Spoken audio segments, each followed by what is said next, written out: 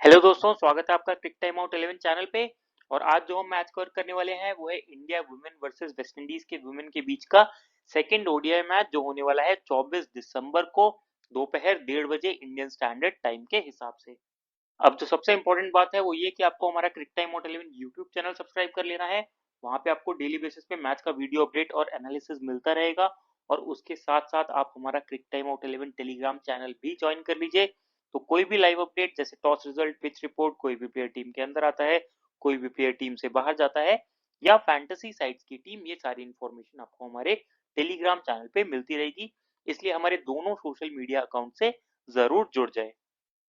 बात कर लेते हैं मैच वेन्यू और पिच एनालिसिस की। तो मैच होने वाला है कोताम्बी स्टेडियम वडोदरा में। और यहाँ की पिच जो रहती है ना, वो बैटिंग के लिए इनिशियली अच्छी रहती है। बॉल बल्ले पे काफी ज्यादा आसानी से आ रहा था और उसकी वजह से ना टाइमिंग काफी अच्छी दिख रही थी लास्ट मैच में बैटर्स की।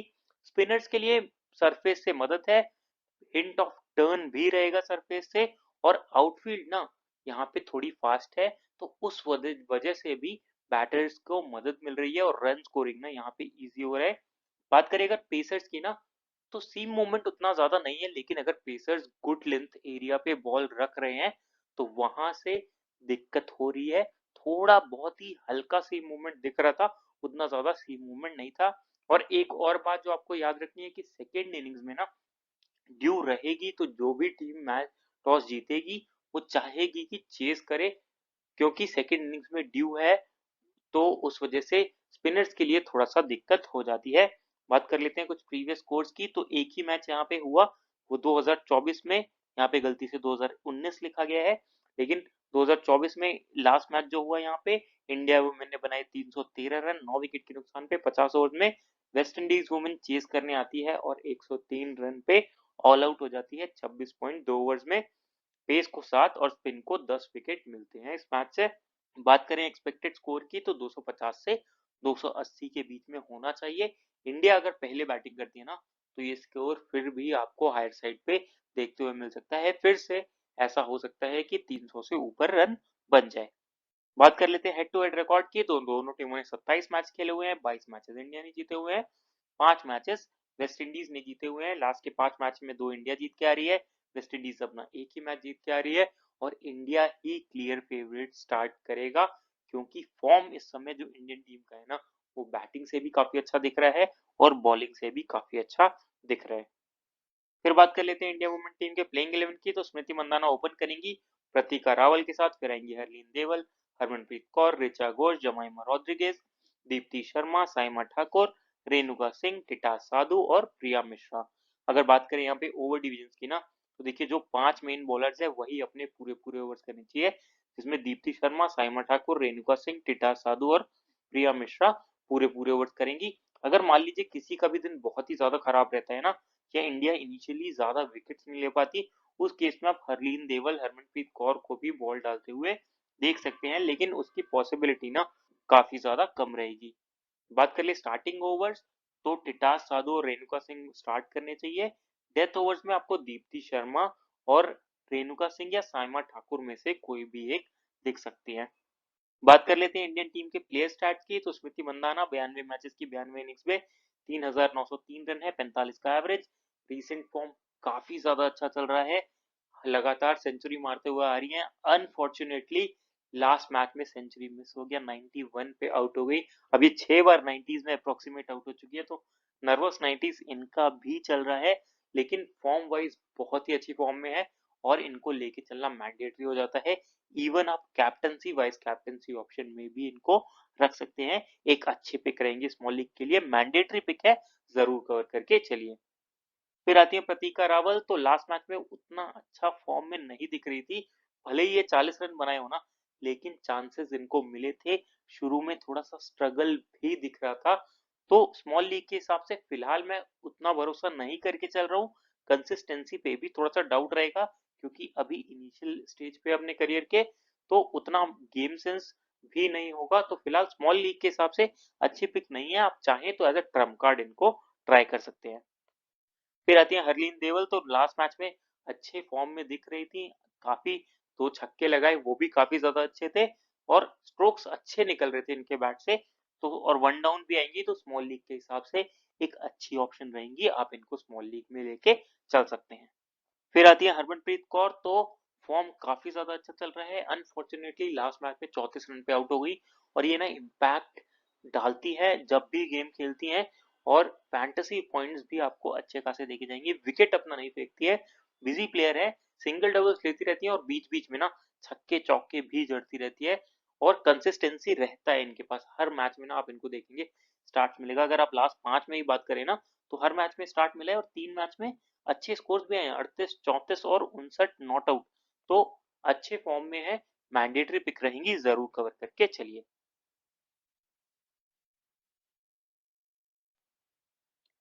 फिर आती है ऋचा घोष, तो अभी तक फॉर्म के साथ इशू चल रहा था, लेकिन अब वही पुराना वाला फॉर्म दिख रहा है, हिटिंग करके खेल रही है, साथ ही साथ कीपिंग का बैकअप रहेगा, और कीपिंग सेक्शन में ना यही सबसे भरोसेमंद पिक है, तो जरूर कवर करके चलिए।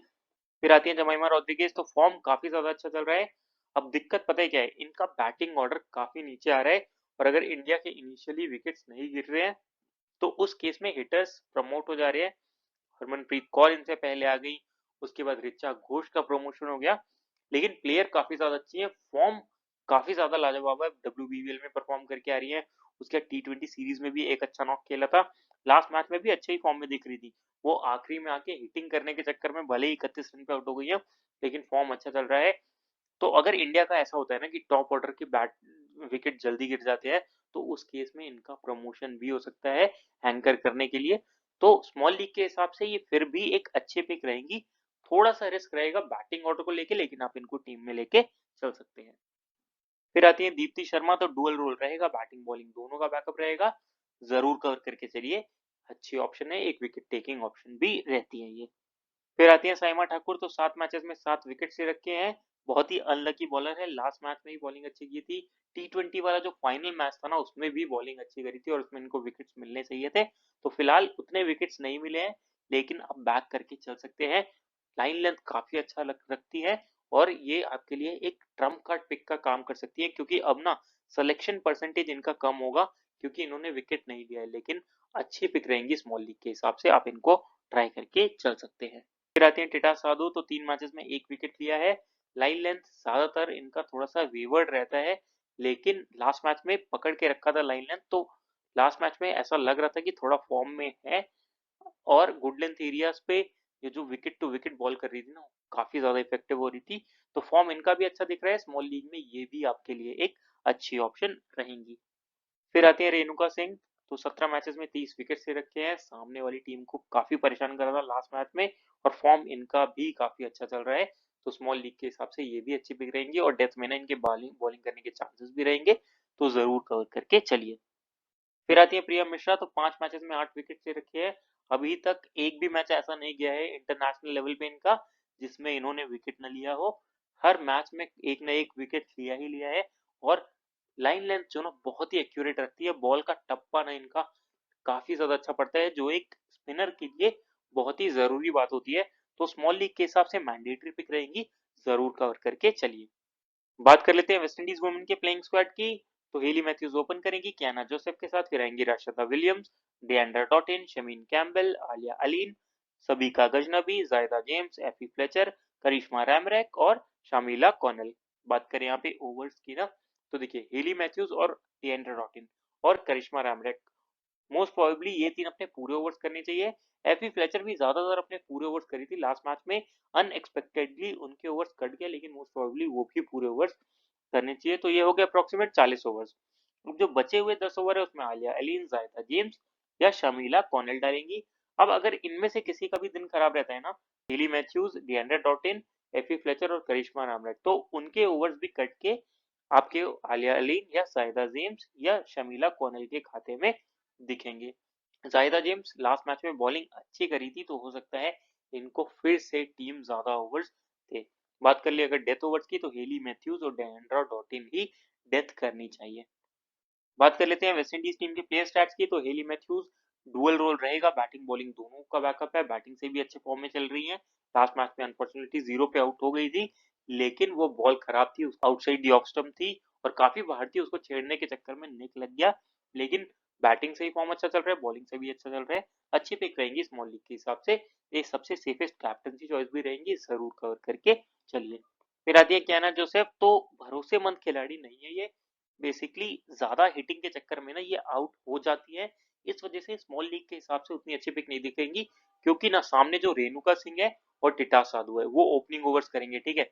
अब वहां पे उनका लाइन लेंथ काफी ज्यादा एक्यूरेट था लास्ट मैच में, और मोस्ट प्रोबेबली इस मैच में भी कुछ वैसा ही होना चाहिए, तो वो लोग फोर्थ स्टंप पे बॉल रख रहे थे या विकेट टू विकेट रख रहे थे, और वहां पे इनको दिक्कत होगी और मोस्ट प्रोबेबली ना ये फंस जानी चाहिए वहां पे, तो उस वजह से स्मॉल लीग के हिसाब से उतनी अच्छी ऑप्शन नहीं दिख रही है। और अब जायदा जेम्स ने क्योंकि बॉलिंग करके विकेट्स लिए है, तो मोस्ट प्रोबेबली ये बॉलिंग भी नहीं करनी चाहिए, बहुत ही अनफॉर्चुनेट रहेगा कि अगर हम छोड़ते हैं और ये बॉलिंग में विकेट ले जाए, तो फिलहाल मैं इनको अभी नहीं कवर करके चल रहा हूँ, स्मॉल लीग के हिसाब से अच्छी पिक नहीं दिख रही है, हम ग्रैंड लीग में ट्राई कर लीजिएगा।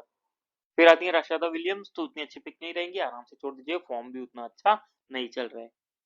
फिर आती है डिएंड्रा डॉटिन, तो मैंडेटरी पिक रहेंगी, बैटिंग बॉलिंग दोनों का बैकअप रहेगा, और इस समय ना अच्छे फॉर्म में भी चल रही है, चाहे वो बैटिंग से हो चाहे बॉलिंग से हो, अच्छी वाइस कैप्टनसी चॉइस भी रहेंगी, जरूर कवर करके चलिए। फिर आती है शमीन कैम्बेल, तो 115 मैचेस की 100 इनिंग्स में 1607 रन है, 19 का एवरेज, 57 का स्ट्राइक रेट है, तो रिसेंट फॉर्म ना उतना अच्छा चल भी नहीं रहा है, और टच में नहीं दिख रही है, लास्ट मैच में भी स्ट्रगल कर रही थी, तो स्मॉल लीग के हिसाब से फिलहाल उतनी अच्छी पिक नहीं दिख रही है। विकेट कीपिंग सेक्शन में रिचा घोष इनसे अच्छी ऑप्शन रहेंगी। फिर आती है आलिया अलीन, तो 32 मैचेस में 20 विकेट से रखे हैं, अब ओवर्स पे श्योरिटी इनके रहता नहीं है, ओवर्स ना कभी भी कट जाते हैं, लेकिन ये बैटिंग का बैकअप देती है, तो एज अ ट्रम्प कार्ड अगर आप ट्राई करना चाहें ना, तो इनको टीम में लेके चल सकते हैं, एक अच्छी ऑप्शन रहेंगी as a trump card pick. फिर आती है सभी का गजनवी, तो आराम से छोड़ दीजिएगा। फिर आती है जायदा जेम्स, अब देखिए ये आपके लिए ना फिर से ट्रम्प कार्ड पिक का काम करेंगी, क्योंकि लास्ट मैच में पूरे 10 ओवर्स करी थी, और लाइन लेंथ ना बहुत ही एक्यूरेट था, विकेट टू विकेट बॉल डाल रही थी, थोड़ा सा फ्लाइट दे रही थी, स्लो भी रख रही थी, और वहां पे विकेट से मदद मिल रही थी, तो क्योंकि सेम स्टेडियम में मैच होने वाला है, तो इनकी बॉल्स पे हो सकता है फिर से मदद मिले, और फिर से ये पूरे ओवर्स कर जाए, तो स्मॉल लीग के हिसाब से एक अच्छी ऑप्शन रहेंगे, और बैटिंग भी ना ये ठीक ठाक कर लेती है, तो आप चाहें तो इनको टीम में लेके चल सकते हैं एज अ ट्रम्प कार्ड, तो आपके पास दो ट्रम्प कार्ड हो गई इस मैच में, एक आलिया अलीन और एक जायदा जेम्स। फिर आते हैं एफी फ्लेचर, जो 74 मैचेस में 86 विकेट से रखे हैं, लास्ट मैच में सिर्फ 5 ही ओवर्स करे, लेकिन अच्छी ऑप्शन रहेंगी स्मॉल लीग के हिसाब से, क्योंकि बॉलिंग काफी ज्यादा एक्यूरेट करती है, और साथ ही साथ बैटिंग से भी ना आपको ठीक ठाक पॉइंट्स दिला के जा सकती है, लास्ट मैच में भी विकेट नहीं लिया, लेकिन टोटल 33 पॉइंट्स दिला के गई बैटिंग से, तो स्मॉल लीग के हिसाब से मैंडेटरी पिक रहेंगी, जरूर कवर करके चलिए। फिर आती है करिश्मा रैमरेक, तो 27 मैचेस में 22 विकेट से रखे हैं, लास्ट मैच में पिटाई हो गई थी, लेकिन ज्यादातर मैचेस में ना आपको एक आध विकेट दिला के जाएंगी, तो स्मॉल लीग के हिसाब से एक एवरेज ऑप्शन रहेंगी, आप चाहे तो कवर करके चल सकते हैं फर्स्ट इनिंग्स में, सेकेंड इनिंग्स में आप आराम से छोड़ सकते हैं। फिर आती है शमीला कौनल, तो 71 मैचेस में 50 विकेट से रखे हैं, ज्यादा ओवर्स मिलेगी नहीं, रोल पे क्लैरिटी रहेगा नहीं, इसलिए स्मॉल लीग के हिसाब से अच्छी पिक नहीं रहती, आराम से छोड़ दीजिएगा, ग्रैंड लीग में as a trump card pick इनको आप ट्राई करके चल सकते हैं। बात कर ले ड्रीम 11 टीम की, तो विकेट कीपिंग सेक्शन से ऋचा घोष आपके लिए मैंडेटरी पिक रहती है। फिर आते हैं बैटिंग सेक्शन में, तो यहाँ से स्मृति मंदाना मैंडेटरी पिक रहेंगी, हरमनप्रीत कौर मैंडेटरी पिक रहेंगी, जमाइमा रॉड्रिगेज को भी मैं कवर करके चल रहा हूँ, हरलीन देवल को भी फिलहाल मैं कवर करके चल रहा हूँ। फिर आते हैं ऑलराउंडर सेक्शन पे, तो यहाँ से हेली मैथ्यूज मैंडेटरी पिक रहेंगी, डिएंड्रा डॉटिन मैंडेटरी पिक रहेंगी, दीप्ति शर्मा मैंडेटरी पिक रहेंगी। फिर आते हैं बॉलिंग सेक्शन पे, तो यहाँ से रेणुका सिंह ठाकुर मैंडेटरी पिक रहेंगी, एफी फ्लेचर मैंडेटरी पिक रहेंगी, और प्रिया मिश्रा यहाँ से मैंडेटरी पिक रहेंगी। अब देखिए आप चाहें तो बैटिंग सेक्शन से हरलीन देवल या जमाइमा रॉड्रिगेज किसी पे भी रिस्क लेके यहाँ पे एक इंडिया का बॉलर बढ़ा सकते हैं, चाहे आप टिटा साधु को कवर कर लीजिए, चाहे आप साइमा ठाकुर को कवर कर लीजिए। नीचे जायदा जेम्स भी आपके लिए एक अच्छी ट्रम्प कार्ड पिक रहेंगी। बात कर ले कैप्टन वाइस कैप्टन की, तो हेली मैथ्यू सबसे अच्छी कैप्टनसी ऑप्शन रहेंगी, वाइस कैप्टनसी ऑप्शन में मैं डिएंड्रा डॉटिन को लेके चल रहा हूँ। तो कुछ इस प्रकार की रहेगी हमारी टीम, और अगर इसमें कोई भी चेंजेस होते हैं तो आपको टेलीग्राम चैनल पे मिल जाएंगे, उसके लिए टेलीग्राम चैनल को ज्वाइन कर लीजिएगा, और जो सबसे इंपॉर्टेंट बात है कि हमारे यूट्यूब चैनल क्रिक टाइम आउट 11 को ज़रूर से सब्सक्राइब कर लें, वहाँ पे आपको डेली बेसिस पे मैच का वीडियो अपडेट्स और एनालिसिस मिलता रहेगा, और जब आप वीडियोस देखते हैं ना तो आपका मैथ सेंस बढ़ता है, गेम का अंडरस्टैंडिंग बढ़ता है, और प्लेयर्स का नॉलेज बढ़ता है, और फिर जब आप अपने हिसाब से टीम बनाएंगे ना तो आप ज़्यादा इम्पैक्ट वाली, ज़्यादा इफेक्टिव टीम बनाएंगे। तो इसलिए वीडियोस को ज़रूर देखें, पूरा देखें, वीडियोस को लाइक करें, चैनल को सब्सक्राइब करें। मिलते हैं अगली वीडियो के साथ। Thank you.